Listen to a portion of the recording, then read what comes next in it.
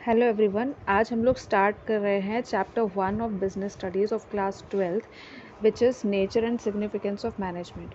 11th class में आपने पढ़ा कि बिज़नेस क्या होता है, बिज़नेस किस किस तरह का होता है, किस किस तरह से होता है, क्या क्या सोर्सेज ऑफ फाइनेंस होते हैं जिससे आप बिज़नेस कर सकते हो। यहाँ पर आप पढ़ने वाले हो कि आप उसी बिज़नेस को मैनेज कैसे करते हैं। बिज़नेस को मैनेज कैसे करते हैं मतलब आपका बिज़नेस किस तरह से इफ़ेक्टिवली और एफिशिएंटली रन कर पाएगा, ऑपरेट आप कर पाएंगे। So here we are studying about the management. What is management? So management is basically आप अपना काम दूसरों से करवा रहे हैं। आप अपना काम दूसरों से करवा रहे हैं और इसी दूसरों से काम करवाने की आर्ट को हम मैनेजमेंट कहते हैं। ओके, सो अगर अपन बिल्कुल स्टार्टिंग पॉइंट ऑफ व्यू देखें तो सबसे पहले तो ये हर तरह के ऑर्गेनाइजेशन के लिए इम्पॉर्टेंट होगा, चाहे उसका कैसा भी साइज़ हो, चाहे लार्ज स्केल बिजनेस हो, स्मॉल स्केल बिजनेस हो, मीडियम स्केल बिजनेस हो, या छोटी सी किराने की दुकान हो, किसी भी तरह का बिजनेस हो, ठीक है ना। उस हर तरह के बिजनेस के लिए ये इम्पॉर्टेंट होगा, चाहे उसका कोई भी साइज़ हो, कोई भी नेचर हो, या किसी भी तरह के ऑपरेशंस या फंक्शंस में वो परफॉर्म करते हैं, ठीक है। फिर इसके बाद ये ज़रूरी नहीं है कि कोई बिज़नेस ऑर्गेनाइजेशन ही मैनेजमेंट करे। हर तरह की ऑर्गेनाइजेशन को मैनेजमेंट करना बहुत ज़रूरी होता है ताकि वो अपना काम एक सिस्टमेटिक वे में कर पाए।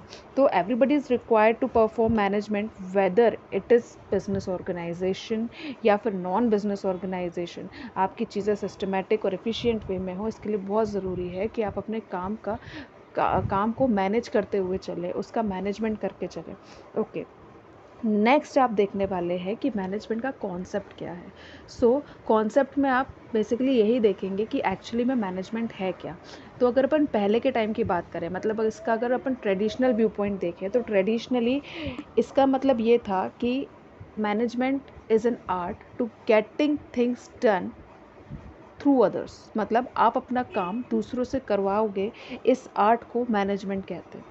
लेकिन आप अपना काम दूसरों से करवा रहे हैं क्यों? क्योंकि जो दूसरा आपके लिए काम कर रहा है वो आपसे डर रहा है, और दूसरा उनको पता है कि अगर ये काम वो नहीं करेंगे तो इसके अलावा उनके पास कोई दूसरा ऑप्शन नहीं है।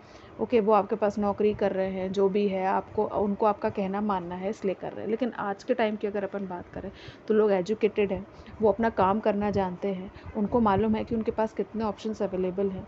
तो आज के टाइम पर आप फोर्सफुली किसी से कोई काम नहीं करवा सकते। तो ट्रेडिशनल व्यू पॉइंट जो बोल रहा था उसका जो क्राइटेरिया था वो मॉडर्न एस्पेक्ट में नहीं जा रहा था, फिट नहीं हो रहा था। सो मॉडर्न ऑथर्स ने क्या बोला कि मैनेजमेंट क्या है कि आप एक एनवायरनमेंट क्रिएट करिए, ऐसा एनवायरनमेंट जिसमें आप अपने एम्प्लॉयज़ को, वर्कर्स को इस चीज़ के लिए मोटिवेट कर पाएँ कि आपको अपना काम ऑर्गेनाइजेशन के ऑब्जेक्टिव को अचीव करने के लिए करना है। मतलब उनके काम को, उनके एफर्ट्स को आप डायरेक्शन दो।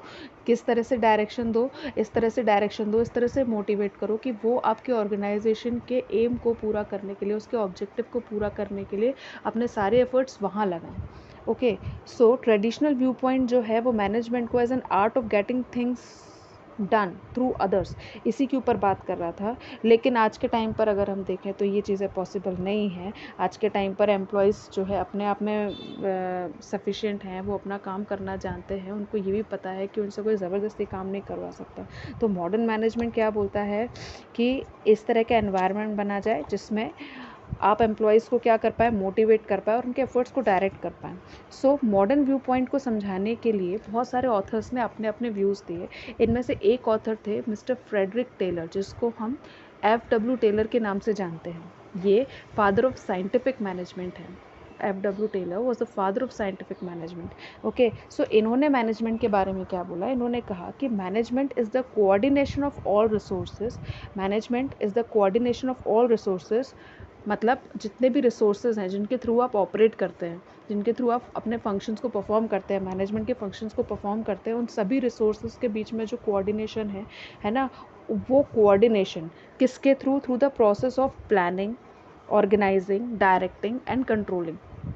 इस प्रोसेस के थ्रू आप जो कोऑर्डिनेशन लाते हो रिसोर्सेज में, है ना, in order to attain the stated objectives. मतलब ये जो ऑब्जेक्टिव्स हैं ऑर्गेनाइजेशन के, इनको पूरा करने के लिए, इनको अटेन करने के लिए जो आप क्या करते हैं, रिसोर्सेज को कोऑर्डिनेट करते हैं through the process of planning, organizing, directing and controlling, यही मैनेजमेंट कहलाता है। एक बार फिर से लेते हैं कि मैनेजमेंट क्या है। ये वो कोऑर्डिनेशन है रिसोर्सेज का जो कि आप किसके थ्रू लेकर आते हैं, through the process of planning, organizing, directing and controlling, है ना, जिसके थ्रू आप अपने ऑर्गेनाइजेशन के ऑब्जेक्टिव को पूरा करते हैं, अटेन करते हैं।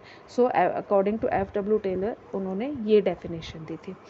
अच्छा, तो अब अपन देखें तो मैनेजमेंट क्या हुआ। मैनेजमेंट एक प्रोसेस है जहाँ पर आप प्लानिंग करते हैं, स्टाफिंग करते हैं, ऑर्गेनाइज करते हो रिसोर्सेज को, देन उनको डायरेक्ट करोगे, फिर कंट्रोल भी करोगे सारी एक्टिविटीज़ को मैनेजमेंट की, है ना।